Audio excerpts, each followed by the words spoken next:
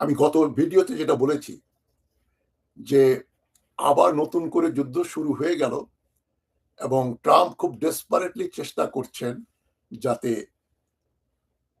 Hormuz প্রণালী খুলে দেয়া যায় এবং ইরানকে শায়েস্তা করা যায়, যেটার প্রত্যুত্তরে লন্ডনের সেই লয়েডস কোম্পানি ব্যাংকস যারা এই তেলের ট্যাঙ্কারগুলো ইনশিওর করে, তারা বলে দিয়েছে যে কোনোভাবেই হরমুজ প্রণালীতে কোনো তেলের ট্যাঙ্কার তেলবাহী জাহাজ চলবে না, কেননা ইন্স্যুরেন্স কোম্পানি যুদ্ধের যে রিস্ক সেটা কভার করে না। সুতরাং ট্রাম্প যতই চেষ্টা করুক হরমুজ প্রণালী খুলে দিয়ে ব্যবসা বাণিজ্য চালাবে, সেটা সম্ভবপর হবে না। একটা নতুন দিক ডেভেলপমেন্ট হচ্ছে, আপনাদের একটু জানিয়ে দিই। ওমানের সঙ্গে যে ইরানের মোটামুটি একটা সমঝোতা হয়েছিল, এখনো ভাঙেনি। সেই সমঝোতা হচ্ছে হরমুজ প্রণালী দিয়ে যত তেলবাহী জাহাজ যাবে তার উপরে ইরান এবং ওমান টোল বসাবে, টোল বা সার্ভিস চার্জ যেটাই বলি, জাহাজ প্রতি $1 মিলিয়ন। এতে ওমানেরও লাভ, ইরানেরও লাভ। সেটা এখন কোন স্টেজে আছে আমরা জানি না, কেননা আজকে যে হেডিং দেখছেন 5টা আরব দেশে ইরানিয়ান মিসাইল হামলা হয়েছে। মানে এটা প্রচন্ড রকম একটা ব্যাপার, বিরাট ব্যাপার। মানে এই যে ব্যালিস্টিক মিসাইল, ইরানের যে ব্যালিস্টিক মিসাইল নিজেদের তৈরি জুলফিকার, এগুলো হিট করেছে আবার জর্ডান, কুয়েত, কাতারে নতুন করে হামলা হচ্ছে, কাতার, ইউএই এবং বাহরাইন। এবং সেখানে যে মার্কিন ঘাঁটিগুলো ছিল সেগুলো আবার ইরান যা অবশিষ্ট ছিল সেগুলো ধ্বংস করে দিয়েছে। বিশেষ করে ইউএইতে, ইউনাইটেড আরব এমিরেটসে যে স্যাটেলাইট স্পাইং সেন্টার ছিল, যেগুলো স্যাটেলাইটের মাধ্যমে ইরানের উপর গুপ্তচর বৃত্তি করত ইসরায়েলের সহায়তায়, ইউএইর সেই বেসটাও ইরান ভেঙে দিয়েছে, ধ্বংস করেছে। এক কথায় তারা হামলা করেছে জর্ডানের উপরে, জর্ডান, কুয়েত, কাতার, ইউএই এবং বাহরাইন। এবং শনিবারে যে ঘটনাটা ঘটলো, ইরান সাইপ্রাসের পতাকাবাহী একটা তেলের ট্যাঙ্কারের উপর হামলা করলো, কয়েকজন হতাহত হয়েছে, একজন সাইপ্রিয়াসের একজন সেইলার মিসিং, খুঁজে পাওয়া যাচ্ছে না। এবং এর প্রত্যুত্তরে শনিবার বিকালে, সন্ধ্যায়, রাত্রে এবং ইরানের উপরে তৃতীয়বারের মতো, এক সপ্তাহে তৃতীয়বারের মতো মিসাইল হামলা, বোমা হামলা করলো মার্কিন যুক্তরাষ্ট্র। এবং ইরান তার প্রত্যুত্তরে রবিবার হামলা করলো এই দেশগুলোর উপরে, জর্ডান, কাতার, কুয়েত, বাহরাইন, ইউএই। এখন এটা কোন দিকে যাচ্ছে? মার্কিন যুক্তরাষ্ট্র যে পরিকল্পনা ওমানকে নিউট্রালাইজ করবে, এবং ওমানের উপরও ইরান হামলা করেছে। এটা সবচেয়ে গুরুত্বপূর্ণ তথ্য। ওমান যদি ইরানের সহযোগিতা করার মতো একটা দেশ হয়, ওমানের উপরে ইরান কেন হামলা করলো? কেননা সেখানেও মার্কিন নৌবাহিনীর একটা ঘাঁটি আছে, সেটাও তারা অনেক অংশে, বহুল অংশে ক্ষতিগ্রস্ত করেছে। এখন ইরানের পররাষ্ট্রমন্ত্রী আব্বাস আরাগচি এখন ওমানে। ইরানের সঙ্গে ওমানের কি ডিল হবে? হতে পারে। মানে ইরানের সঙ্গে ওমানের সম্পর্ক নষ্ট হয়ে গেলে ওমান তার এলাকার যে, মানে হরমুজ প্রণালীতে যে পানি যাওয়া যে রাস্তাটা, এটা অর্ধেকটা ইরানের নিয়ন্ত্রণে, অর্ধেক ওমানের নিয়ন্ত্রণে, তাদের ওয়াটার্স, টেরিটোরিয়াল ওয়াটার্স। এখন ওমানকে যদি রাজি করে দেয় আমেরিকা যে তোমার এলাকা দিয়ে জাহাজ যাবে এবং তোমাকে দরকার মতো আমরা টোল দেব বা যাই দেব, ওমানের সঙ্গে একটা আমেরিকার ডিল হতে পারে কিনা আমরা জানি না। এদিকে কাতার মোটামুটি ইরানের সঙ্গে সম্পর্ক ভালো করে ফেলেছিল, কাতার নিউট্রালিটি ডিক্লেয়ার করেছিল আনঅফিসিয়ালি, সৌদি আরব এবং কাতারের উপরে আবার ইউএস বেস যেখানে আছে আলেদুদ ইউএস বেস, এটা ওই মিডল ইস্টের সবচেয়ে বড় বেস হচ্ছে কাতারে, সেটার উপর তারা হামলা করেছে এবং কাতারের ইন্টারসেপ্টার ইরানিয়ান মিসাইল অনেকগুলো ধ্বংস করেছে বলে দাবি করেছে। কাতারের সঙ্গে এটা হওয়ার পরে আবার দেখা যাচ্ছে পাকিস্তান এবং ইরানের ডেলিগেটস এরা আবার কাতারে যাচ্ছে, দূতালি করছে। পাকিস্তান এবং ইরান মিলে আবার কাতারেও গেছে এবং ইরানের পররাষ্ট্রমন্ত্রী ওমানে যাচ্ছেন। নেগোসিয়েশন চলছে। মার্কিন যুক্তরাষ্ট্র একটার পর একটা হুমকি দিয়ে যাচ্ছে যে এখন প্রশ্ন হচ্ছে আমরা এখনো জানি না কোন দিকে যাবে ঘটনা। প্রশ্ন হচ্ছে ওমানকে যদি মার্কিন যুক্তরাষ্ট্র নিউট্রালাইজ করে ফেলে, যদি কনভিন্স করতে পারে যে তোমাদের এলাকার যে প্রণালী, হরমুজ প্রণালী যে পানি, সেখান দিয়ে তোমরা জাহাজ আনা নেওয়া করবে, ওটাই কিন্তু প্রবলেম হয়েছিল। 2-3 দিন আগে যে হামলা হলো সৌদি এবং কাতারি, না সৌদি এবং কুয়েতি ইয়ের উপরে, জাহাজের ট্যাঙ্কারের উপরে ইরান যে আক্রমণ করলো 3টার উপরে, সেটা কিন্তু ওই জাহাজগুলো যাচ্ছিল ওমানের তীর ঘেঁষে। ইরান বলছে না, যে জাহাজ ঢুকবে এবং বের হবে ইরানের পাশ দিয়ে ওই গালফ অফ হরমুজে ঢুকবে এবং গালফ অফ হরমুজ থেকে বের হবে। আপাত দৃষ্টিতে দেখা যাচ্ছে ওমান সেটা ভায়োলেট করেছে ইরানের বিরুদ্ধে, কারণ এই যে সাইপ্রাসের যে জাহাজ শনিবারে ইরান হিট করলো অয়েল ট্যাঙ্কার, সেটা ওমানের তীর ঘেঁষে যাচ্ছিল গালফ অফ সরি হরমুজ প্রণালীতে, স্টেট অফ হরমুজে। তো এখন আমরা এটা মনে করতে পারি ওমানের সঙ্গে ইরানের সম্পর্ক খারাপ যদি হয়ে যায়, সেটার সুযোগ গ্রহণ করবে মার্কিন যুক্তরাষ্ট্র। তো ঘটনা খুব সিম্পল। ওমান কোন দিকে যায় সেটা কিন্তু একটা ডিটারমিনিং ফ্যাক্টর না।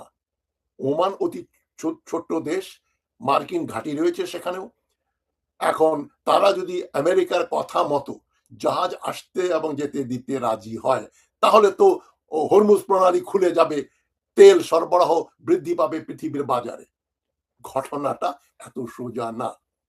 ইরান হুমকি দিয়ে দিয়েছে যে আমরা ওই যে 14 পয়েন্টের যে মেমোরেন্ডাম অফ আন্ডারস্ট্যান্ডিং হয়েছিল, ইরান বলেছিল যে আমরা নিউক্লিয়ার বোমা বানাবো না, আর পারমাণবিক বোমা বানানো আমাদের নীতির বিরুদ্ধে, আমরা বানাবো না, এবং আমরা এখানে জাহাজের উপর টোল বসিয়ে এই আপনার পুরো স্টেট অফ হরমুজ প্রণালী নিয়ন্ত্রণ করব, জয়েন্টলি ইরান এবং ওমান।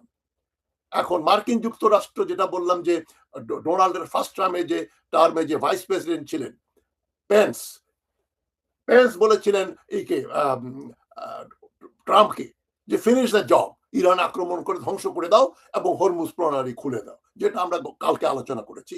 কিন্তু লয়েড ইন্স্যুরেন্স বলছে যে আমরা হরমুজ প্রণালীতে যুদ্ধের যদি লেশ মাত্র থাকে, তাহলে আমরা ওখানে কোনো জাহাজের উপরে আমরা কোনো জাহাজ আসতে যেতে দেব না, আমরা ইন্স্যুরেন্স ক্যান্সেল করে দেব। এটা যে এক সবচেয়ে বড় থ্রেট, মানে ইরান আক্রমণ করে আরব দেশগুলোর উপরে ইউএস বেস গুলো ধ্বংস করে দেবে, আমেরিকা ইরানকে ধ্বংস করে দেবে। তার চাইতেও গুরুত্বপূর্ণ তথ্য হচ্ছে ইরানের হাতে যদি কিছু বোমা, কিছু ড্রোন, মিসাইল থাকে, তাহলে কিন্তু কোনো ইন্স্যুরেন্স কোম্পানি কোনো তেলবাহী জাহাজকে কভার করবে না। ওটাই হচ্ছে নাম্বার 1 সমস্যা মার্কিন যুক্তরাষ্ট্র এবং আরব বিশ্বের জোট যারা তেল এক্সপোর্ট করে। ইরাকের তেলও এখান দিয়ে যেতে হবে।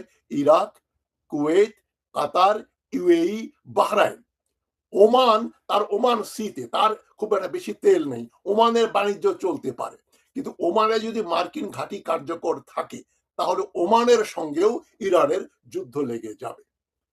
তো এখন প্রশ্ন হচ্ছে, আবার ইরান হুমকি দিয়েছে যে 14 পয়েন্টে আমরা এগ্রি করেছিলাম, সিজ ফায়ার মেমোরেন্ডাম অফ আন্ডারস্ট্যান্ডিং যেটা আমেরিকার সঙ্গে হয়েছিল, আমেরিকা বলছে ওই এমওইউ এক্সিস্ট করে না, কোনো সিজ ফায়ার এক্সিস্ট করে না, ইরানকে আমরা শাস্তা করব, ধ্বংস করে দেব।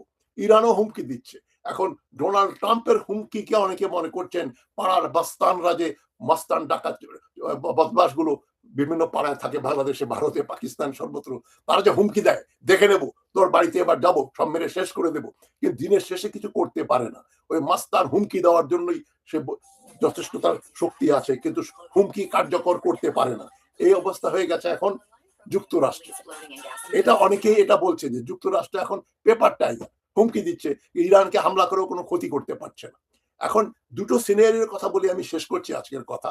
এক নাম্বার হচ্ছে ওমান মার্কিন যুক্তরাষ্ট্রের পক্ষে চলে গেল এবং ইরানের সঙ্গে শত্রুতা বাড়িয়ে ফেল, নতুন ভাবে ইরানের সঙ্গে আরেকটা দেশের যুদ্ধ হবে, সেটা হচ্ছে ওমান। ওমানকে কতদিন মার্কিন যুক্তরাষ্ট্র বা ইসরায়েল প্রোটেকশন দেবে, সেটা একটা $1 বিলিয়ন কোয়েশ্চেন।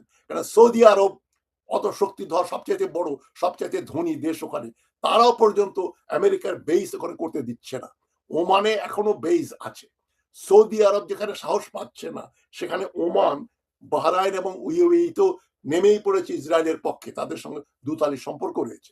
এখন ইউএই এবং বাহরাইনের পথে যাবে ওমান, নাকি ওমান সৌদি আরবের মতো নিরপেক্ষতা অবলম্বন করবে? কিন্তু তার ঘাঁটি থেকে আক্রমণ হয়েছে, যে জন্য ইরান ওমানের উপরও হামলা করেছে, মার্কিন ঘাঁটিগুলোতে। এখন ওমানের সঙ্গে সম্পর্ক খারাপ হয়ে গেলে কি কি আপনার হরমুজ প্রণালী খুলে যাবে? যাবে না। কেননা যেটা লয়েড ইন্স্যুরেন্স যেটা বলেছে, ওখানে যদি একটা জাহাজের উপর একটা ড্রোন হামলা হয়, একটা মাইন দিয়ে যদি একটা ট্যাঙ্কার ডুবানো হয়, তাহলে ওই জায়গায় আমরা রিস্ক নেব না। ইরানকে মানে ডিজার্ম তো করতে পারেনি। মার্কিন যুক্তরাষ্ট্র যতই চেষ্টা করুক, ইরানের এত বড় IGRC, Islamic IRGC, Islamic revolutionary guard corps, এদেরকে ধ্বংস করে দেবে এই ক্ষমতা মার্কিন যুক্তরাষ্ট্রের নেই, ইসরায়েলেরও নেই। ইরানে ঢুকতেও পারবে না, অত দুর্গম একটা দেশ। আমরা ধরে নিতে পারি ইরান তার সভরেন্টি রক্ষা করবে, তার অস্ত্র শস্ত্র রক্ষা করবে। ইতোমধ্যে স্যাটেলাইট রিপোর্ট আসছে, ইরানের যে নিউক্লিয়ার ইনস্টলেশন যেগুলো বোমা দিয়ে আমেরিকা ধ্বংস করেছিল, ইরান সেখানে তাদের পুনর্নির্মাণ করছে। ওখানে সিমেন্টের ট্রাক, ওটা বিভিন্ন ওই ইনস্টলেশন ডেভেলপমেন্ট করার যে কাজগুলো তারা চালাচ্ছে। এবং ইরান কে এখন বলছে, ইরান এখন ডেসপারেট, এখন তারা বলছে 14 দফা তারা মানে না, তারা নিউক্লিয়ার অপশনের দিকে যাবে। ইরান যদি নিউক্লিয়ার অপশনের দিকে যায়, অ্যানালিস্টরা বলছেন 2-3 মাসের ভেতরে ইরান হয়তো 90% ইউরেনিয়াম এনরিচ করে ফেলবে, এবং তারপরের স্টেপ হবে তাদের পারমাণবিক বোমা নির্মাণ। সেটা ইসরায়েল এবং আমেরিকার জন্য একটা বিরাট দুঃসংবাদ, একটা মানে নাইটমেয়ার, দুঃস্বপ্নের মতো। তো ঘুরে ফিরে আমরা একই জায়গায় আসছি, যে ইরান মার্কিন যুক্তরাষ্ট্রের ঘাঁটিগুলো ধ্বংস করলো, আবার মানে প্রচন্ড আক্রমণ করে ক্ষয়ক্ষতি করলো, জর্ডান থেকে শুরু করে এখন ওমান পর্যন্ত। ওমানে নেগোসিয়েশন চলছে ইরানের সঙ্গে, নেগোসিয়েশনের ফলাফল কি হয় আমরা জানি না। তবে নিশ্চিতভাবে যে দুটো কথা বলা যায়, একটা হচ্ছে ওমান যদিও তার পানি, তার এলাকা খুলে দেয় এই হরমুজ প্রণালীতে জাহাজ বের হওয়ার জন্য, ঢোকার জন্য, তাহলেও হরমুজ প্রণালীতে কোনো তেলবাহী জাহাজ ঢুকবেও না, বের হবেও না। ইন্স্যুরেন্স ছাড়া ওই 150 মিলিয়ন বা 200 মিলিয়ন ডলারের জাহাজ, তার সঙ্গে 150-200 মিলিয়ন ডলারের তেল, কোন ইন্স্যুরেন্স কোম্পানি কভার করবে না। এখন প্রায় $8 লক্ষ লাগে একটা জাহাজকে ইন্স্যুর করতে, ট্যাঙ্কারকে। তখন এই 300 মিলিয়ন ডলারের এই ক্ষয়ক্ষতি পূরণের জন্য কোন কোম্পানি $8 লক্ষ সেই ইন্স্যুরেন্স কভার করবে? ইন্স্যুরেন্স কোম্পানি যুদ্ধ, ওয়ার রিস্ক কভার করে না, তারা প্রাকৃতিক দুর্যোগ এবং দুর্ঘটনা কভার করে। তো গতকাল আমি যেটা বলেছি, ওই দিকে আমরা ফিরে যাচ্ছি। হরমুজ প্রণালীতে কোনো জাহাজ চলবে না, কোনো তেল সরবরাহ বাড়বে না। এখন ইরান আরেকটা হুমকি দিয়েছে, তারা হুথিদেরকে বলে বাবল মান্দাব বন্ধ করে দেবে, রেড সি, ওই লোহিত সাগরের বন্দর বন্ধ করে দেবে। তাহলে সৌদি আরবেরও 12টা বাজবে, ইসরায়েলেরও 12টা বাজবে। কারণ ওই রেড সি দিয়েই কিন্তু ইসরায়েলের ভেতরে ঢোকে, জাহাজ ঢোকে, আকাবাতে যায়, আর এদিক দিয়ে সৌদি আরবের বন্দরগুলো এখানে রেড সিতে তারা এক্সিস্ট করে।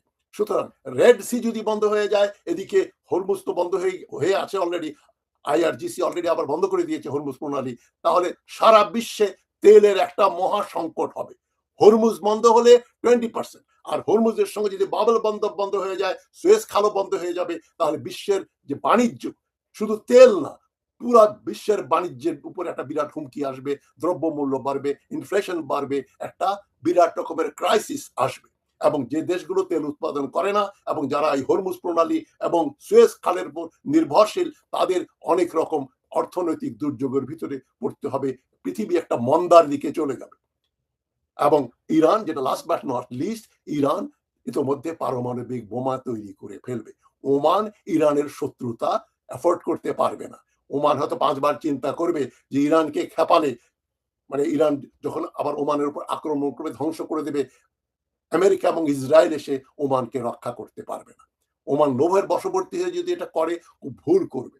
তবে মুদ্রা কথা হচ্ছে, তেলের সাপ্লাই বাড়ছে না, এবং রেড সি এবং প্রণালী, এই হরমুজ প্রণালীতে জাহাজ চলাচল হবে না। শুধু তেল না, বিশ্বের বাণিজ্যের একটা বড় রকম ক্ষতি হয়ে যাবে। তবে চীন এবং ইরানের খুব বড় একটা ক্ষতি হবে না। ইরানের 80% তেল যায় চীনে, চীনের ট্যাঙ্কার ঢুকবে ইরানিয়ান পানি দিয়ে এবং তেল নিয়ে বের হয়ে আসবে। সেখানে মার্কিন যুক্তরাষ্ট্র চীনা ট্যাঙ্কারের উপর হামলা করার দুঃসাহস দেখাবে না। সেটা হলে পৃথিবী 3য় বিশ্বযুদ্ধের দিকে চলে যাবে। তো আমরা একটা খুবই আনকমফোর্টেবল সময়ের দিকে দিয়ে যাচ্ছি, খুবই দুর্যোগপূর্ণ অবস্থা দিয়ে আমরা যাচ্ছি। ফলাফল কি হয় আমরা এখনই বলতে পারছি না, আগামী মাসগুলোতে জানা যাবে যে কোথাকার পানি কোথায় গড়ালো। ওমান কি যুক্তরাষ্ট্রের কথা মতো মার্কিন ঘাঁটি ওখানে রিটেইন করতে দেবে এবং সেখান থেকে জাহাজ পারাপারের সুযোগ করে দেবে? জাহাজ পারাপারের সুযোগ করে দিলেও ইন্স্যুরেন্স কোম্পানি ইন্স্যুরেন্স ছাড়া কোনো জাহাজ চলতে পারবে না। সুতরাং ঘুরে ফিরে আমরা যেখানে আছি তার চেয়ে খারাপ জায়গায় যাব। কোনো অবস্থা তো উন্নতি হবেই না। কোনো প্রণালীও ওই হরমুজ প্রণালীও খুলবে না। উপর দিয়ে বাবল মান্দাব রেড সি হুতিরা বন্ধ করে দেবে। তো আমরা একটা বিপর্যয়ের মুখোমুখি। এটা একটা দুশ্চিন্তার খবর ব্যাপার। এটা নিয়ে আমাদের সচেষ্ট থাকতে হবে। কিভাবে আমাদের মতো অনুন্নত দেশ এই বড় এই দুর্যোগকে মোকাবেলা করবে। আশা করি গুড সেন্স উইল প্রিভেইল, পৃথিবীতে শান্তি আসবে, তেলের সরবরাহ চলবে এবং বিশ্ব অর্থনীতি টিকে থাকবে। তবে যুদ্ধ যখন হয়, মহাযুদ্ধ যখন হয়, সারা বিশ্বে তার বিপর্যয়ের ছোঁয়া পড়ে। তো এখন আমরা ভবিষ্যৎ কিছু জানি না, ভবিষ্যৎ অনিশ্চিত। এটুকু বলেই আজকের কথা শেষ করছি।